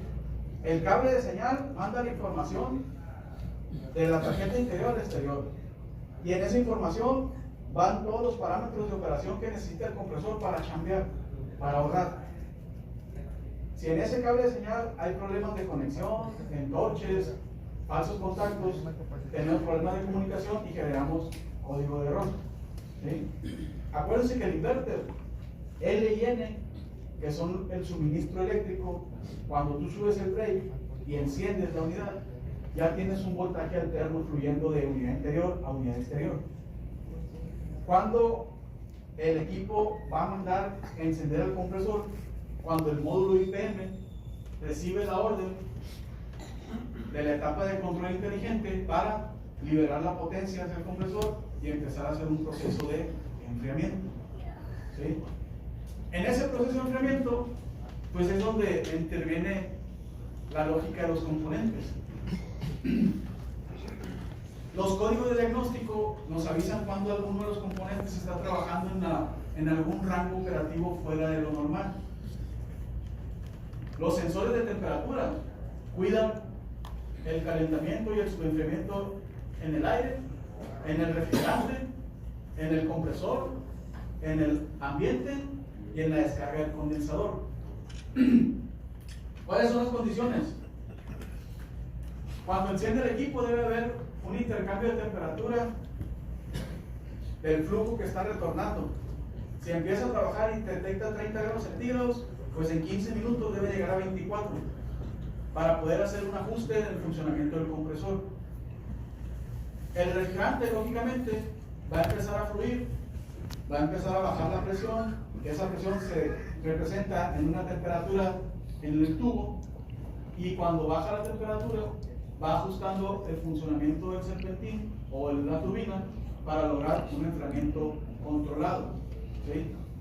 Aunque el cliente le esté pidiendo velocidad alta, si él detecta que no necesita demasiado volumen de refrigerante o de aire, perdón, porque la temperatura del refrigerante está siendo desajustada, él puede variar las revoluciones del motor anárquicamente. Él decide, ¿sí? Igual en el condensador, si la temperatura exterior está por debajo de los 36 grados centígrados, acuérdense que en el ciclo de refrigeración dijimos que el compresor puede descargar el refrigerante máximo a 46-48 grados centígrados. Entonces, si yo afuera tengo una temperatura de 36 grados y mi compresor está descargando 46-48, ese aire que está fluyendo de manera natural puede hacer que mi refrigerante se condense. Yo no ocupo que el aspa esté girando o gira despacio. Si sube 38, 40, 42, en base a la temperatura exterior, la tarjeta le va decidiendo o le va diciendo al motor cuántas vueltas va a dar, pero en base a la temperatura de descarga. Si mi temperatura de descarga está por encima de los 42 grados centígrados, yo ocupo aire para enfriar el refrigerante y salir al capilar con un gas 100% condensado. La condensación del refrigerante está entre los 40 y 42 grados centígrados, 100%. Si yo detecto calor en la salida del refrigerante por arriba de los 42, ¿qué hace la tarjeta? Aumenta el volumen de aire mediante más revoluciones al motor para generar que el refrigerante caiga a la presión. Ahora bien, ¿qué pasa cuando el compresor excede su temperatura de operación normal, que son de 60-80 grados? Si empieza a subir, conforme va subiendo, la tarjeta le va quitando potencia. Cuando está a alta frecuencia, el compresor está sobrecalentando porque no tiene buena capacidad de lubricación. Entonces lo que hace es bajarle frecuencia para hacer que el refrigerante baje de volumen, y al bajar el volumen yo puedo bajar la temperatura de operación. Tengo una pregunta, que se vaya. Vamos a suponer que el motor del condensador se daña, ya lo trabajó. El sensor de alta va a estar detectando la alta presión. Sí. Pues no detecta tanta presión, detecta alta temperatura. Y va a mandar que trabaje el motor, que no trabaje el motor, que es lo que funciona bien a proteger el... Primero protege el compresor, le baja la frecuencia. Y si aún bajando la frecuencia a un mínimo de confort, acuérdense que el confort 24-26 grados, entonces va a mandar el código. ¿Sí? Apaga el compresor y te manda el anuncio ahí, el código sobre calentamiento en el condensador. ¿Sí? Entonces, esta lógica es la que cuida el ciclo de la refrigeración. Mi evaporador no puede trabajar a más de 60 grados centígrados y no puede trabajar a menos de los menos 5 grados centígrados. Mi condensador no puede trabajar a más de 60 ni los menos 5 grados centígrados. Es el rango operativo del sensor. ¿Sí? Entonces, es el rango operativo de mi sistema. El de ambiente o el de fósforo. ¿Sí? De la condensadora y del evaporador. ¿Cuándo voy a tener 60 grados en la evaporadora? Con los calefacción. Si yo pongo el equipo en calefacción y la turbina está sucia, el filtro está sucio, no voy a disipar el calor del refrigerante y voy a aumentar la temperatura de operación. ¿sí? Acuérdense que hay una tablita, presión-temperatura, y esa es la relación que toma el equipo para hacer los ajustes del cuidado, porque no tiene manómetros en cada punto.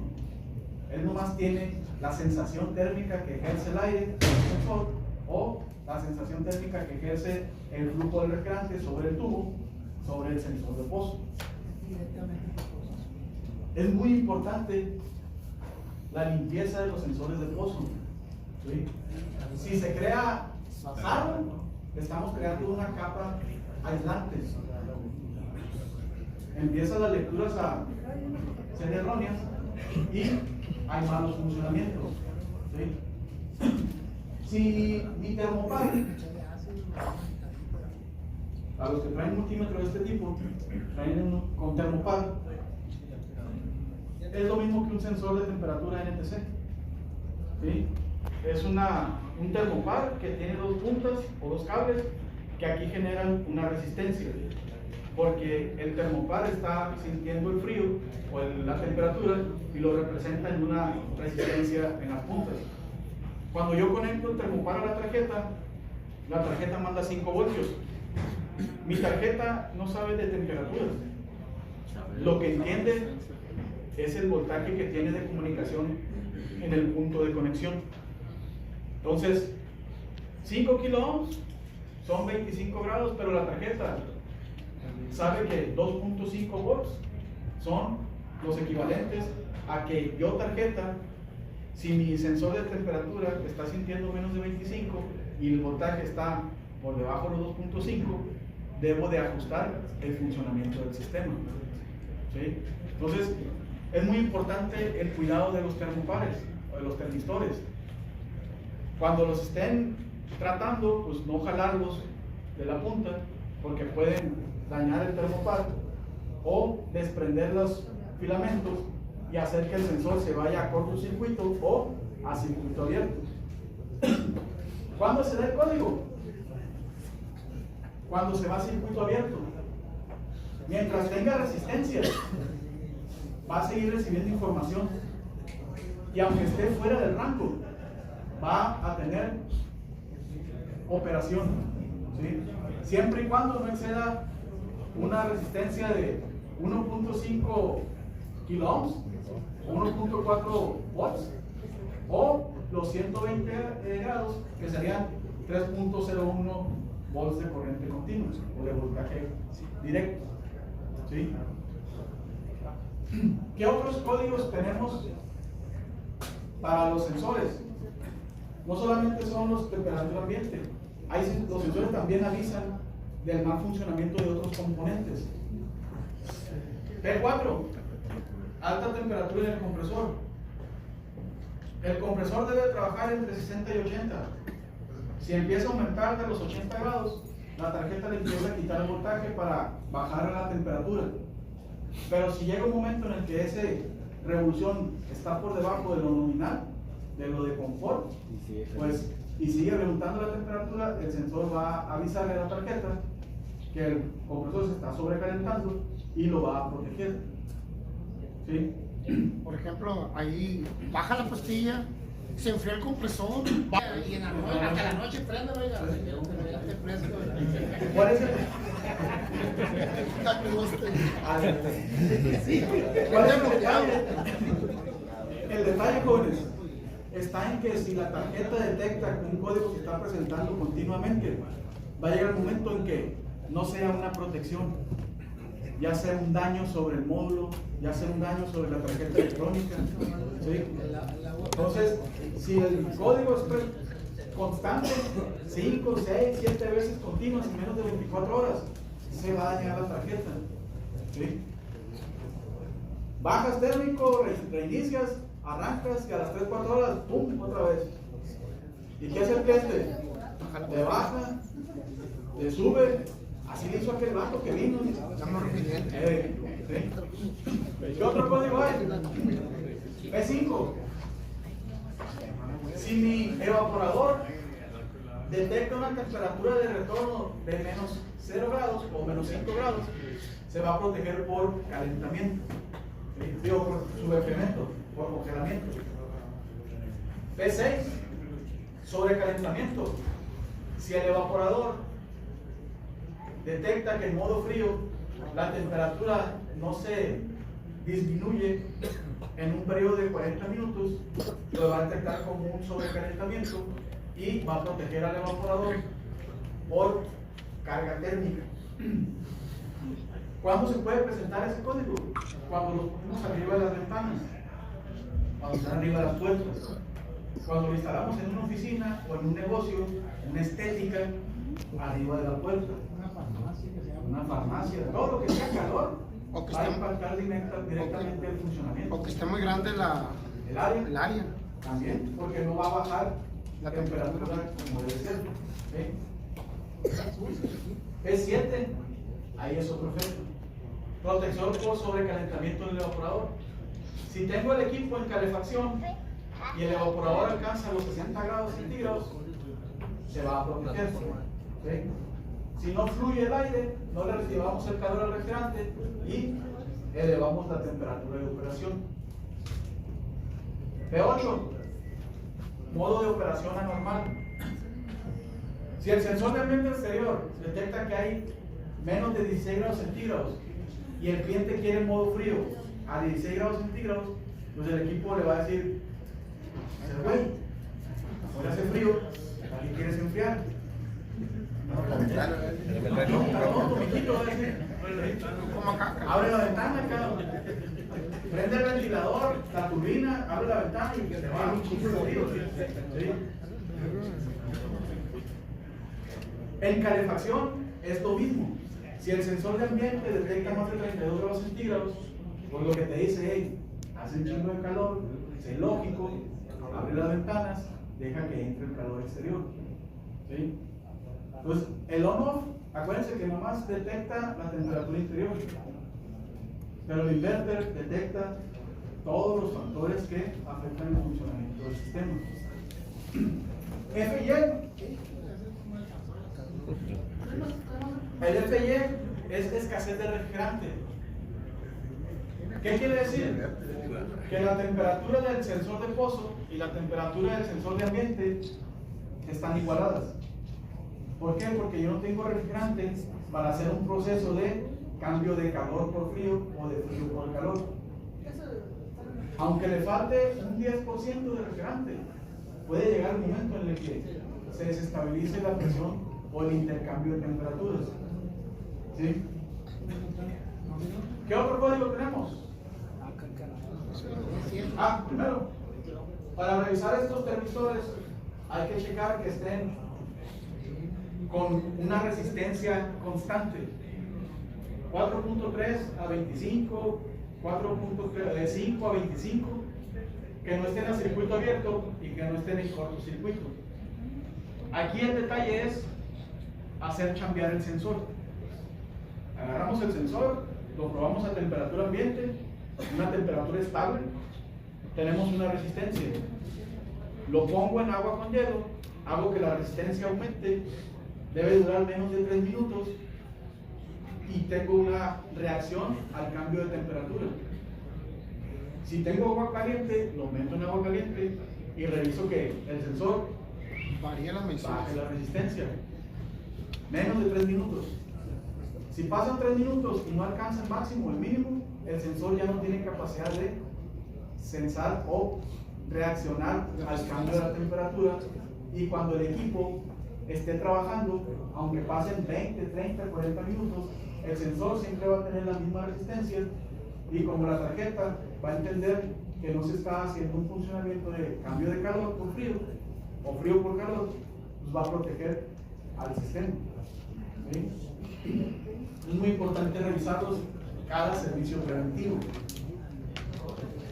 Les dejo. Motor evaporador.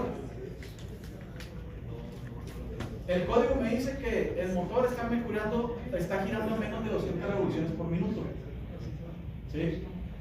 A 200 revoluciones por minuto yo no muevo más de 300 FM, que son los que necesito para poder hacer que mi refrigerante se sobrecaliente. Y al no sobrecalentarse, voy a tener problemas de caída de presión o de retorno de líquido. Primero, hay que identificar qué tipo de motor hay, alterna o directa. ¿Sí? Si es de alterna, revisamos el voltaje, el capacitor y el sensor de pulso. Hay un punto muy importante aquí, que es el mantenimiento. Si la turbina tiene pelusa, mi motor no es un motor de torque, es un motor de revoluciones, es un motor asíncrono. ¿Okay? Entonces, al tener un peso excesivo, las revoluciones pueden caer a menos de 200 RPM. Y mi problema no es ni el motor, ni el voltaje, ni el capacitor, ni el pulso. Es el peso de la turbina. ¿Sí? Si la turbina está sucia, mi serpentina está sucio, el filtro está sucio, ¿qué voy a tener? Baja presión, porque no fluye aire. Y al no fluir aire, ¿qué va a decir la tarjeta? Oye, sensor, ¿por qué está tan frío el pinche refrigerante que está retornando? A ver, pregúntale al motor cuántas vueltas está dando. No, pues el vato que está ahí abajo con el control lo tiene el máximo. Y el motor me dice que está girando a 500 revoluciones. Ah, caray. Entonces quiere decir que no hay flujo de aire.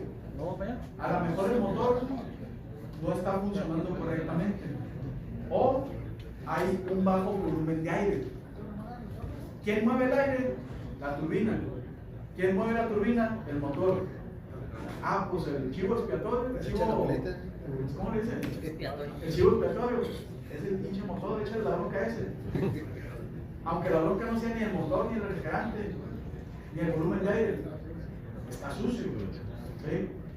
Entonces, hay que analizar los códigos en base a lo que se está diciendo el componente, pero ¿qué es lo que hace el componente en el sistema? ¿Sí? Mover aire, mover refrigerante, controlar consumo de energía. Ahí es donde está la correcta comprensión de los códigos diagnósticos. Es que es L6, es el motor, güey. No. ¿Qué hace el motor? Mueve el aire. ¿Está moviéndolo bien? No, pues está bien sucio, pues es preventivo. ¿No se está moviendo? Pues es el motor. La tarjeta le manda el voltaje y no se mueve. Son las bobinas del motor que están dañadas, no cae el motor. La tarjeta le manda el voltaje, pero no cuenta los pulsos. Es bronca de la tarjeta del sensor de efecto Hall. Cambias el motor. ¿No le llega el voltaje? Pues la tarjeta está jodida. ¿Le llega el voltaje a la tarjeta? No le llega. Ah, entonces la bronca es eléctrica. ¿Sí? Voltaje. Si el motor es de voltaje directo, vamos a tener un solo conector y ese conector tiene 6 pines en los cuales llega el voltaje directo hacia el motor. Dependiendo de la operación o del voltaje de operación, tenemos un valor de voltaje directo. Si el equipo es 110, mi rango de voltaje directo hacia el motor 140, 190. Si el equipo es 220, 280 a 380 volts directos. Llega el voltaje alterno a la tarjeta lo convierte a directo y se lo manda al pequeño módulo que tiene el motor para controlar los giros y la potencia. ¿Sí? Mismo control o misma revisión.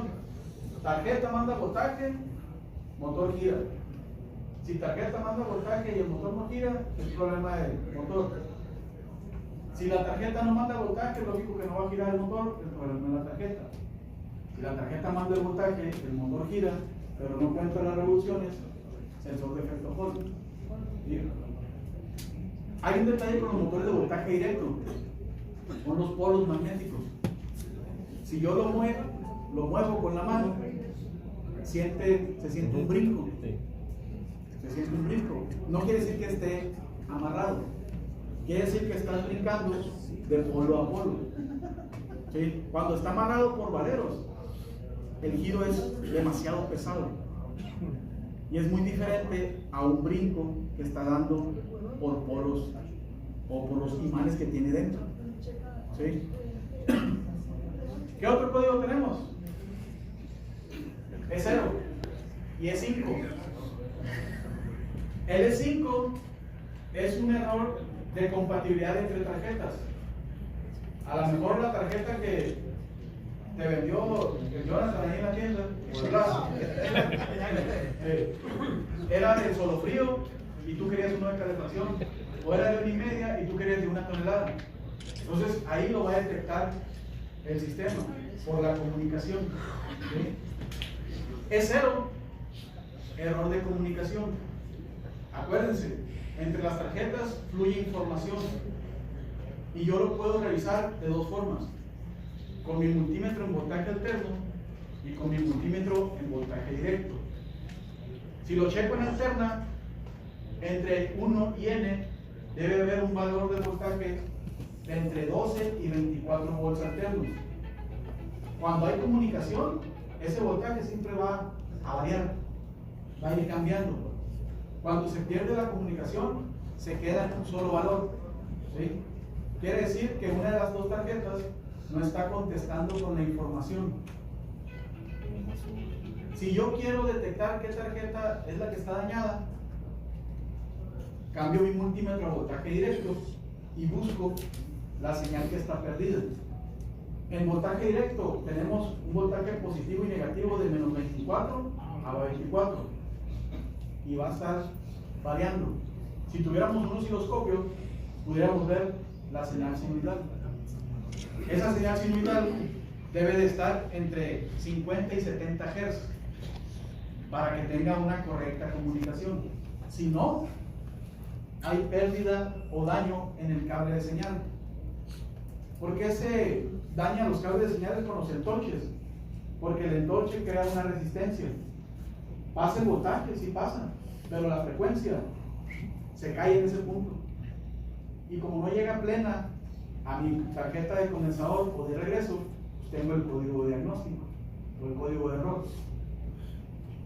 Para yo saber qué tarjeta está dañada, pues multímetro, punta positiva en 1, punta negativa en n. 1 es la señal, n es la fase de control o la común, y aquí va a haber un voltaje que está fluyendo positivamente de evaporador a condensador y negativo de condensador a evaporador. Si se daña mi condensador, el evaporador va a mandar el positivo, pero como el condensador no lo recibe, no contesta con el negativo. Entonces mi problema está en el condensador. Si mi señal es negativa en cualquiera de los dos puntos, 1IL condensador y 1IL evaporador, quiere decir que el condensador está mandando el negativo, pero el evaporador no recibe y no contesta con el positivo. Entonces mi problema está en la unidad interior. ¿Por qué se daña la comunicación? Porque entra por ese cable negro, por la señal, un voltaje superior a los 50 volts directos o a los 50 volts alternos. ¿Por qué va a entrar un voltaje elevado si yo tengo una señal controlada? Por poner en mala posición los cables. L y N son fases de alimentación, o L línea, N neutro. Si yo tengo un equipo 220, tengo dos fases, 110 y 110. Si yo cambio un cable con 110 y lo pongo en la señal, voy a meter 110 voltios a la tarjeta en la etapa de comunicación, que no lo soporta. Soporta 50 nada más. Se daña el PTC, se daña el capacitor y se daña el autoacoplador de la comunicación. Si yo pongo el equipo 110 y meto 110 fase L y el neutro en N, que es lo correcto, cuando lo enciendo, acuérdense que hay un voltaje que retorna por N, y al retornar, donde esté volteada el cable de señal, ahí van a entrar 110 volts de retorno. ¿Qué pasa con la tierra física? Si mi casa tiene un centro de carga para sistema 110 y yo meto un equipo 220 y agarro esa tierra física que está empalmada al neutro, cuando la señora prende el foco, retorna un voltaje y una parte de ese retorno de voltaje se va por la tierra física. Si la señora prende la lavadora, aumenta la potencia, aumenta ese voltaje de retorno y metemos ruido a la tierra física. El centro de carga de distribución que es el que se debe utilizar en las casas cuando vas a mezclar equipo 110 con equipo 220, tiene aislados los neutros y los tierras al chasis. Lo correcto es que la tierra física esté al chasis o al metal y el neutro debe estar aislado. Si yo tengo un suministro eléctrico con un centro de carga de 2 polos y hacia adentro de la casa tengo un secundario igual 2 polos, yo tengo que separar los neutros y aislar tierras de neutros, separarlos. ¿Sí? ¿Por qué? Porque el neutro es un retorno y la tierra física es un drenaje. Es una capacidad que debe tener la instalación eléctrica de desfogar las corrientes parásitas. ¿Sí?